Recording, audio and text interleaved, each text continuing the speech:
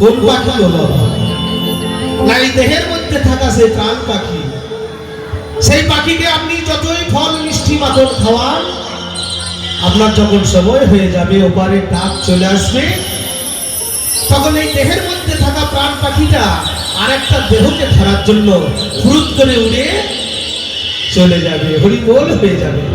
তাই বাউল বললেন, খাঁচা ছেড়ে পাখি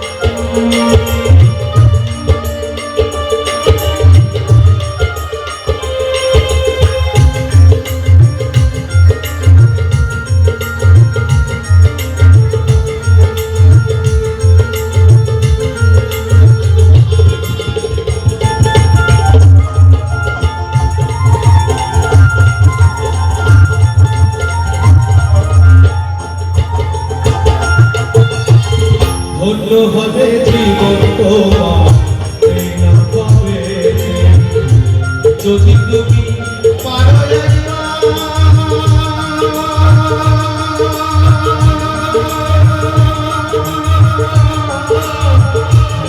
মুখে হরে কৃষ্ণ বলিতে,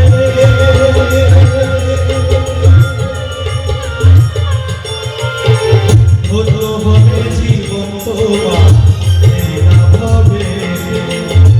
যদি তুমি পারো একবার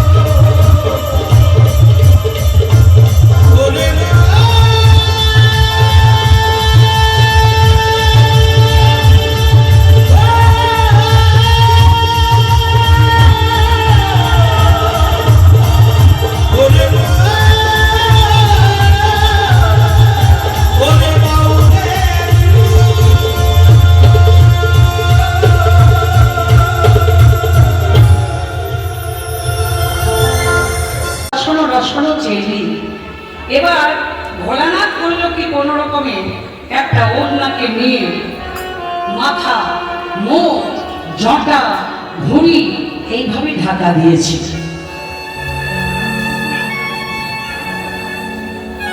এইভাবে ঢাকা দিয়ে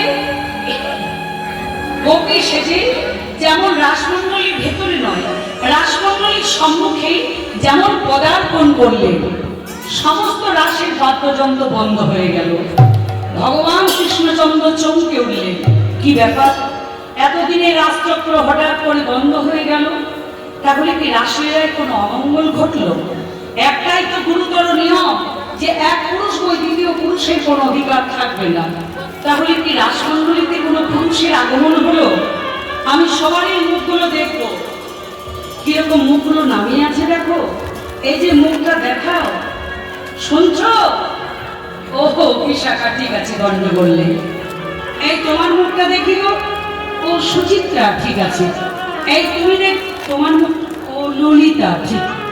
দেখে দেখে তোমার মুখটা দেখি, ও তুমি তো চম্পক লতিকা।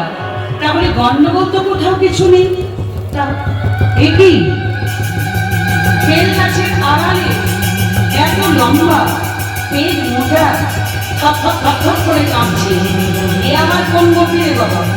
তাহলে কি এটাই অমঙ্গলের কারণ? সাবধান, তুমি কোন গোপী? কোন গোপী? আরে নাকে নাকে কথা বলছি ভূতের মতো, হ্যাঁ? তাহলে এটাই কি অমঙ্গলের কারণ? কিন্তু এই জিনিসটা কি এত সাপের গর্জন? সাপালে গোপী তো আমাদের রাসমণ্ডলীতে নেই, দেখি। মুখটা খোলো, বলছি মুখটা দেখাও। মুখ যখন দেখবো বলেছি, মুখ তো দেখবোই, তুমি কোন গোপী দেখি? এত সাপের গর্জন, এবার আমি মুখ তো দেখবোই।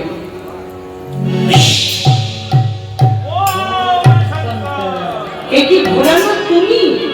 তুমি গোপী না হতে পেরে তুমি গোপী সেজে এসেছো? ভোলানাথ, তুমি যদি আমাকে অপমান করতে আমি সহ্য করে নিতাম, তুমি আমার গোপীদেরকে অপমান করলে। যাও ভোলানাথ, আমি তোমায় অভিশাপ দিলাম, তুমি নরকুলে জন্মগ্রহণ করবে। হে ভগবতী কৃষ্ণ মুরারি, আমার ভাগরি পারে বলবো।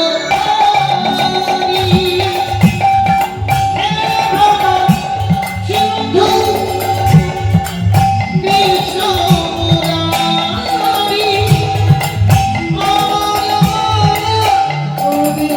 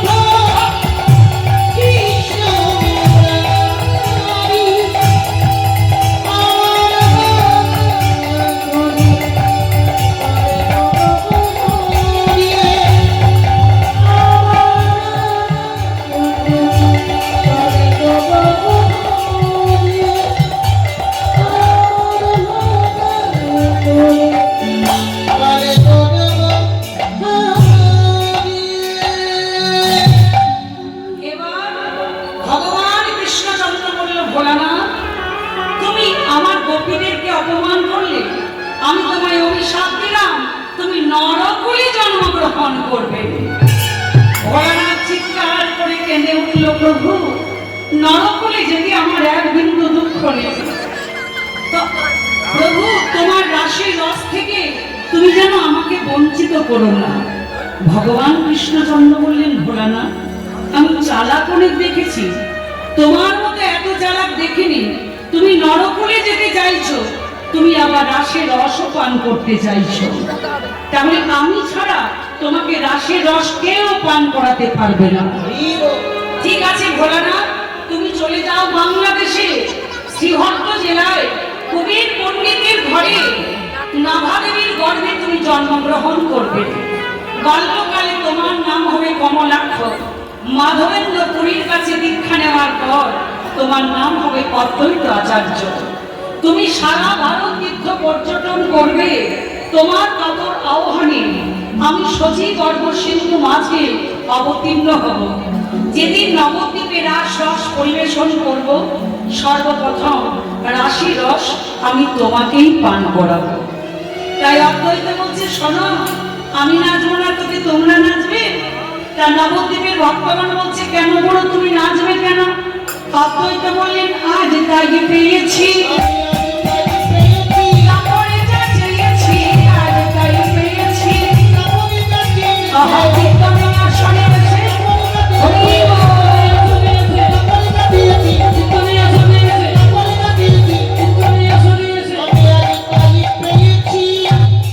এবার মহাপ্রভু নিত্যানন্দ, অদ্বৈত, শ্রীবাস, এই চার প্রভু নিত্য দর্শন করে দেখো দেখো বলি গজা ধরে নাচিছে।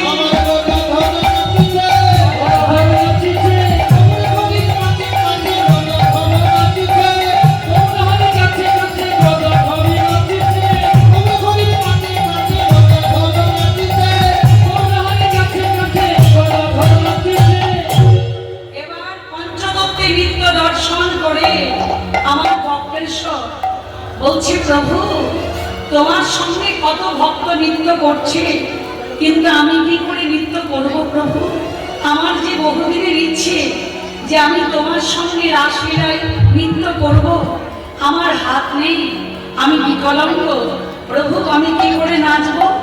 তখন বক্রেশ্বর বলল কি, মহাপ্রভু নৃত্য দর্শন করছেন আর কান্দতে কান্দতে বক্রেশ্বর কেমন করে নৃত্য করছেন, আমার বক্রেশ্বর নাচিছে, বক্রেশ্বর নাচিছে, বক্রেশ্বর নাচিছে, বক্রেশ্বর নাচিছে, বক্রেশ্বর নাচিছে,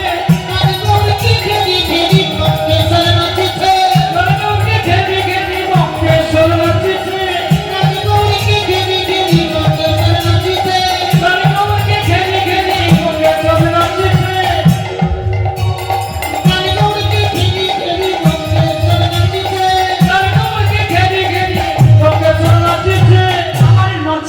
নাচে নদানা করি, রামগৌরকে ঘেরে ঘেরে নাচে নদানা করি, আহা যাইবে শোভার মালায় যায়, হরি বল।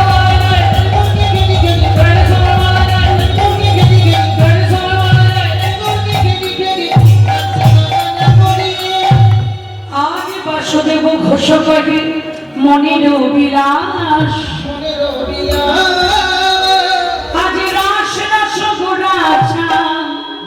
গৌরী আমার করিলেন প্রকাশ,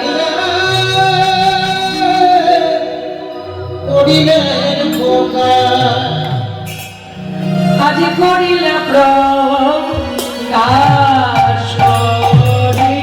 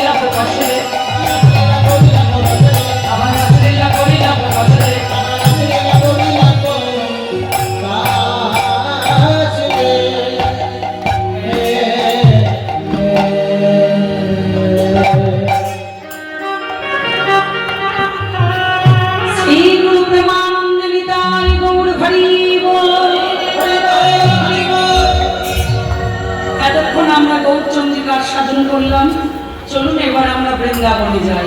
কি মায়েরা বৃন্দাবনে যাবেন? হ্যাঁ কি না? যারা বৃন্দাবনে যেতে চান না, মানে যারা যাবেন না, তারা একটু জোরে জোরে উলুধ্বনি করুন।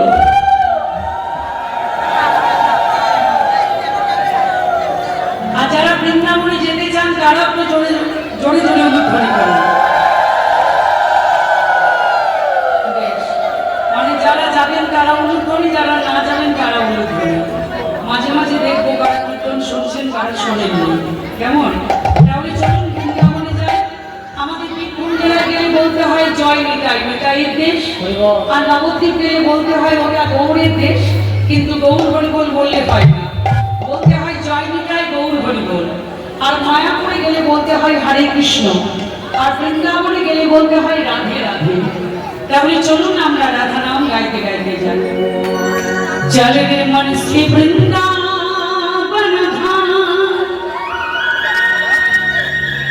চলে রে মন শ্রী বৃন্দাবন ধাম, জপেंगे राधा राधा नाम, मिलेंगे कुंज बिहारी, हो मिलेंगी कमला हरी, मिलेंगे कुंज बिहारी, मिलेगी कमला हरी।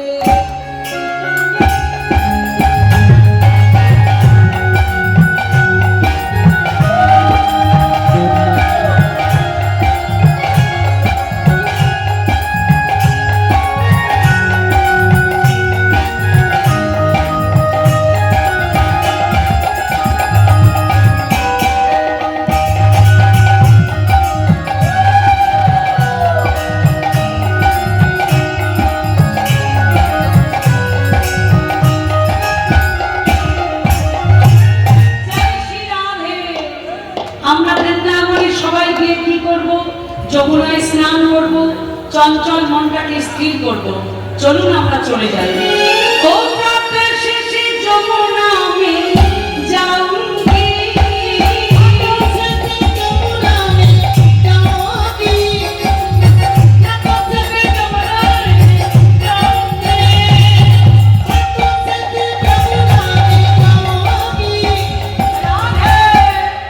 परिक्रमा करके जीवन सफल का करेंगे। যমুনা মে যাऊंगी, परिक्रमा करके जीवन सफल लेंगी राधा जी का नाम, राधे राधा का नाम जपे गाना मिलेंगे कुंज बिहारी, मिलेंगी कमला हरी। मिलेगी कुंज बिहारी, मिलेगी कमला हरी।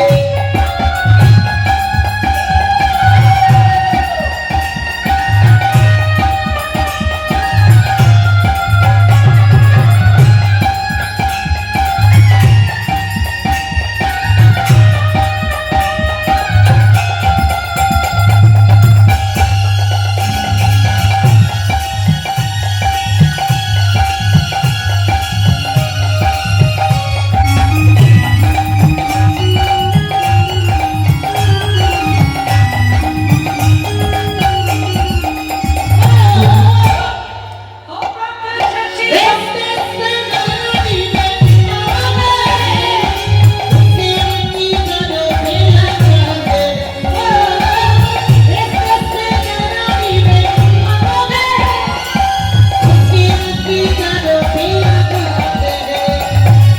राधा जी का नाम, प्रेम से बोलो राधा रानी की।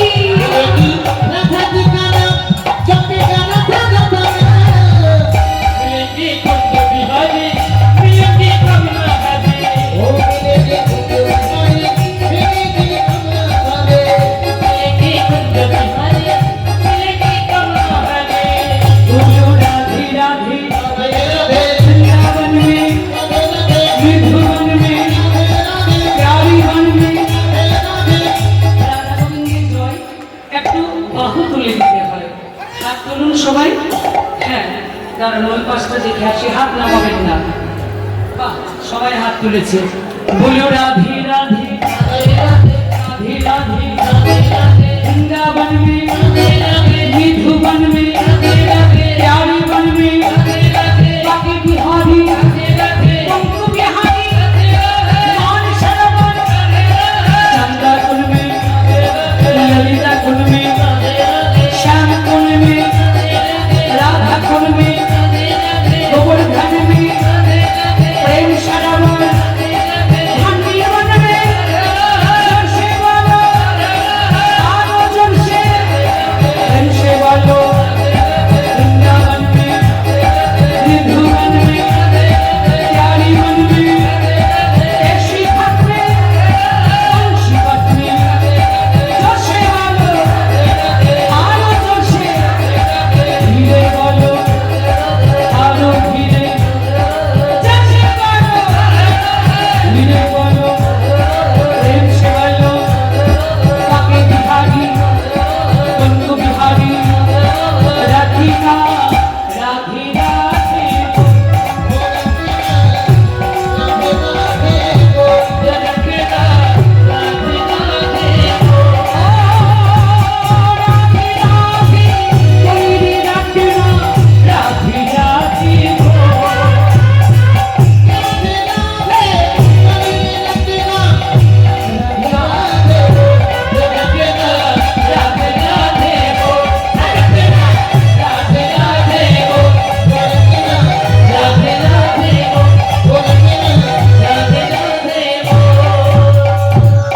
प्रेम से बोलो राधा रानी की श्याम सुंदर की पंचतत्व की समस्त देव देवीगण की अनंत कोटि साधु वैष्णव की श्री श्री हरि सभा की हरि सभा कमिटी वृंद की समस्त ग्रामवासी की प्रेमानंदे विदाय गौर हरि गौर हरि बोल।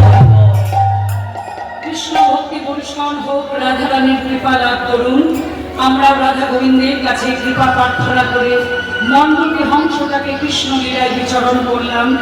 আজ আমরা লীলাকে আস্বাদন করছি ভগবান শ্রীকৃষ্ণের মুকুটমণি লীলা, শ্রী শ্রী রাসলীলা।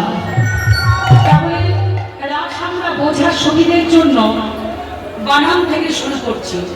রাস বানান কি মায়েরা? রয়াকার তালু বিশ্বরাস, রয়াকার মধ্যমস্ব রাস, রয়াকার দন্তস্ব রাস। তাহলে বাংলাতে তিনটে স্বর, তালুক বিশ্ব মধ্যমস্ব দন্তস্ব। স স স। তোমরা সবাই সহ্য করো। মাইকেল ভাই, তুমি গ্যাসটা একদম কম করে দিয়ে চলে গেলে, রিভাবটাও কমিয়ে দিয়ে গেলে। প্রথমে যে সাউন্ডটা ছিল সেটা কম করে দিলে, সেটি দিচ্ছে বলে কাট লাগছে। একটু আসো আসলে মাইকেল ভাই। তাহলে বাংলাতে তিনটে স্বর, তালুক বিশ্ব মধ্যমস্ব দন্তস্ব। স স স। তোমরা সহ্য করো সহ্য করো সহ্য করো। এই যে ঘন্টার পর ঘন্টা ধৈর্যের পরীক্ষা দিয়ে শেষ পর্যন্ত যিনি কীর্তন শুনতে পারবেন তিনি হবেন এই রাসের মহাশয়। তাহলে আমরা কোন ছটা কাজে লাগাবো? দন্তস্বটা আজকে কাজে লাগিয়ে দিলাম। রয়াকা দন্তস্ব রাস। তো মাইরা যতক্ষণ রয়া আকার রইল ততক্ষণ কিন্তু রাসই রইল। রাস থেকে রসকে পেতে গেলে আকারটাকে মুছে ফেলতে হবে, তবেই কিন্তু রদন্তস্ব রস পাবেন। তাহলে রাসলীলা হলো বহু রসের সমন্বয়। তাহলে কতগুলো রসের সমন্বয়? বহু রস। বহু রস বলতে দেখুন এই রাশির 7টি গৌণ রস। কি কি? বীর, রুদ্র, বিমর্ষ, হাস্য, করুণ, বৈবর্ণ ও ভয়ানক। এবার 7টি গৌণ রসের সঙ্গে আপনাদেরকে 64টা রস যোগ করতে হবে। 64টা রস পাবেন কোথায়? রাসকে দুই ভাগে ভাগ করা যায়। একটা হলো মিলন আর একটা হলো বিরহ। তাহলে দেখুন মায়েরা, এখানে একটা কথা, এরকম কিন্তু ভাববেন না চল মূলগান আজকে রাস করবে, নেচে ফাটিয়ে দেবে, এরকম কিন্তু রাস নয়। রাসের যখন মিলন আছে, রাসের কিন্তু বিরহও আছে। বিরহ ছাড়া মিলন হয় না। তাহলে রাসের বিরহ হলো 4 রকম। রাসের বিরহ হলো 4 রকম আর মিলন হলো 4 রকম। তাহলে চার রকমের মিলন কি? সংক্ষিপ্ত, সংকীর্ণ, সম্পূর্ণ, সমৃদ্ধি। আর চার রকমের বিরহ কি? পূর্বরাগ, প্রেম বৈচিত্র্য, মান, প্রভাস। তাহলে চার রকমের মিলন, চার রকমের বিরহ। এবার এক একটাকে 8 ভাগে বিভক্ত করতে হবে। 8 4 32, 8 4 32, 32 রকমের মিলন, 32 রকমের বিরহ। তাহলে 32 32 কত হয়? 32 32 হয় 64। তাহলে 64টা রসের সঙ্গে আপনাদেরকে 7টি গৌণ রস যোগ করতে হবে। একটু বিভাগ হালকা। তাহলে দেখুন 32 32 64, এবার এর সঙ্গে 7টি গৌণ রস যোগ করতে হবে। 64 আর 7 কত হয় মায়েরা? 64 আর 7 71। এবার 71টাকে একটু ব্যাখ্যা করে দেখুন কি দাঁড়ায়। 71 71 71 71 71 71 71 71 71। ভগবান কৃষ্ণচন্দ্র বললেন আমি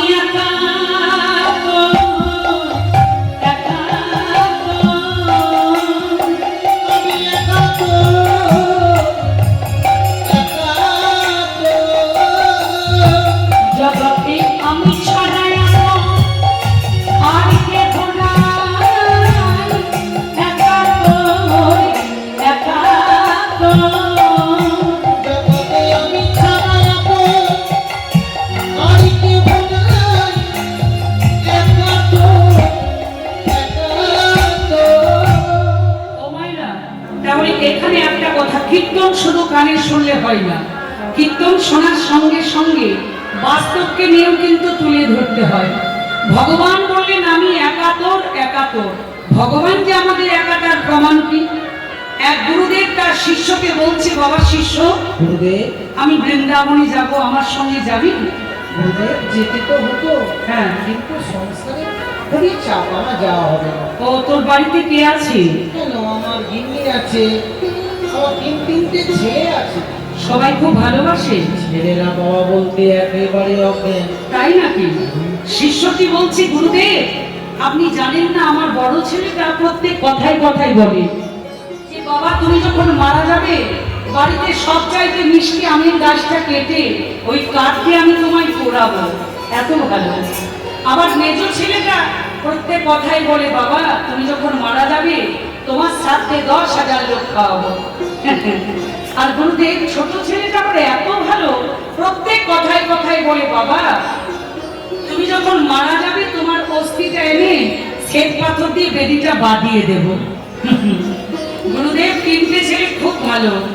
গুরুদেব বলছে বাবা শিষ্য আমি যতটুকু জানি, আমি জানি সংসার জীবনে বিনা স্বার্থে কেউ কাউকে ভালোবাসে না। শিষ্যটি বলল গুরুদেব আপনার কথা অন্তত আমি মেনে নিতে পারলাম না। গুরুদেব বলল মানতে তো তোকে হবে বাবা, দাঁড়া আমি তোকে প্রমাণ করে দিচ্ছি এই সংসারে কে কার। শোন বাবা শিষ্য, আমি তোকে একটা ওষুধ দিচ্ছি, এই ওষুধটা তুই ঘরের মেঝের মধ্যে খাবি, মেঝের মধ্যে খেয়ে তুই মরার মতো অজ্ঞান হয়ে পড়ে থাকবি। গুরুদেব কি মরে যাবো না তো? মরিস তো মরবি, মরতে তো একদিন সবাইকে হবে। উফ, মরবি না, পরীক্ষা করে দেখবি যে তোর 3টে ছেলে তোকে কত ভালোবাসে। এবার গুরুদেবের দেওয়া ওষুধটা শিষ্যটা ঘরের মেঝের মধ্যে খেয়েছে, মেঝের মধ্যে খেয়ে মরার মতো অজ্ঞান হয়ে পড়ে আছে। এবার 3-3টে ছেলে যখন মেঝের ভিতরে এক এক করে ঢুকছে, এক এক করে যখন মেঝের ভিতরে ঢুকছে তখন ছেলেরা বলছে বাবা, ও বাবা, বাবা। ছেলেদের বাবা কথা বলছে না। বাবা, 3টে ছেলেই ভাবলো বাবা হয়তো মারা গেছে। বাবা, বাবা তুমি কি করলে বাবা? সুখের দিনে তুমি আমাদের ছেড়ে চলে গেলে। 3টে ছেলে বাবাকে জড়িয়ে ধরে কি কান্নাই না কাঁদলো। ঘন্টাখানেক কান্নাকাটি করার পর বড় ছেলেটা কাঁদতে কাঁদতে বলে উঠল, ভাই আমি বাবাকে কথা দিয়েছিলাম যে বাবা তুমি যখন মারা যাবে তখন বাড়িতে সব চাইতে মিষ্টি আমের গাছটা কেটে ওই কাঠ দিয়ে আমি তোমায় পোড়াবো, কিন্তু মিষ্টি আমের গাছটা এবছর এত ফলন ফলেছে, কাটা আমার পক্ষে খুব মুশকিল। বাবা তা দেখতে আসছে না যে আমি কি করলাম। তার চাইতে কথা যখন দিয়েছি, ওই টক আমের গাছটা কেটে ওই কাঠ দিয়ে আমি বাবাকে পোড়াবো। মেজ ভাই বলছে দাদা বরং সেটাই ভালো হবে। এবার মেজ ভাইটাও সুযোগ পেয়ে গেল, বলছে দাদা আমি যে বাবাকে কথা দিয়েছিলাম যে বাবা তুমি যখন মারা যাবে তোমার সাথে 10,000 লোক খাওয়াবো, কিন্তু এখন চিন্তা করছি দাদা 10,000 লোককে যে আমি খাওয়াবো, যা জিনিসের দাম এখনকার দিনে যতই খাওয়াই নাম পাওয়া খুব মুশকিল। বাবা তো দেখতে আসছে না যে কি করলাম। তার চাইতে যারা ঘাটে গিয়েছিল আর আত্মীয় স্বজন মিলে জোনা পঞ্চাশে খাইয়ে দিই। বড়টা বলছে বরং সেটাই ভালো হবে। এবার ছোট ভাইটা সুযোগ পেয়ে গেল, বলছে দাদা আমিও তো বাবাকে কথা দিয়েছিলাম যে বাবা তুমি যখন মারা যাবে তখন তোমার অস্থিটা এনে শ্বেত পাথর দিয়ে বেদিটা বাঁধিয়ে দেব, কিন্তু এখন চিন্তা করছি দাদা শ্বেত পাথর কি চিরদিন টিকবে? তাছাড়া যা শ্বেত পাথরের দাম, বাবাটা দেখতে আসছেন যে আমি কি করলাম। তার চাইতে বাবার অস্থিটা এনে কয়েকটা ভাঙা ভাঙা ইট দিয়ে বেদিটা বাঁধিয়ে দিই। বলছে হ্যাঁ বরং সেটাই ভালো হবে। এই তিনটে ছেলের কথা বলা যেমন শেষ হয়েছে, ছেলেদের বাবা তাড়াতাড়ি উঠে দাঁড়াচ্ছে। এবার তিনটে ছেলেই বলছে বাবা ও বাবা তার মানে তুমি ঘুমোচ্ছিলে? ছেলেদের বাবা বলছে খোকা এতদিন ঘুমিয়েছিলাম, তোদের তিনটে ছেলের কথা শুনে আজ আমার ঘুমটা ভাঙলো। ভাগ্যে গুরুদেব আমায় বললেন, তাছাড়া আমি তো তোদেরকে চিনতেই পারতাম না। রইল তোদের সংসার, আমি গুরুদেবের সঙ্গে চললাম বৃন্দাবন।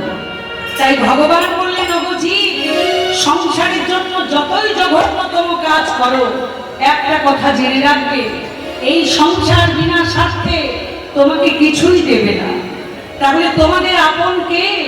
ভগবান বললেন আমি একা একা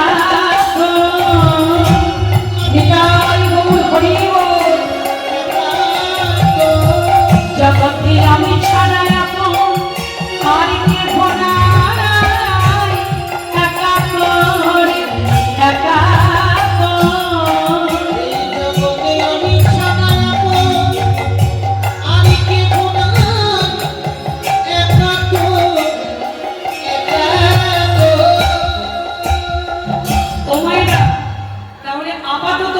কতগুলো রস পেলেন? 71। তাহলে আমি বললাম রাসলীলা বহু রসের সমন্বয়। 71টা রসের সঙ্গে বাবা আরো 5টি রস যোগ করতে হবে। শান্ত, দাস্য, সখ্য, বাৎসল্য, মধু। তাহলে 71 আর 5 কত হয় মায়েরা? 76। এর সঙ্গে আরো 5টি রস যোগ করুন। সাত্বিক ভাব, বিভাব, অনুন্নয়ী ভাব, ব্যভিচারী ভাব, সঞ্চারী ভাব। তাহলে 76 আর 5 যোগ দিলে কত হয়? 81। এবার 81 থেকে একটু ব্যাখ্যা করা যাক। 81 81 81 81 81 ভগবান বললেন আমরা একাই আসিয়া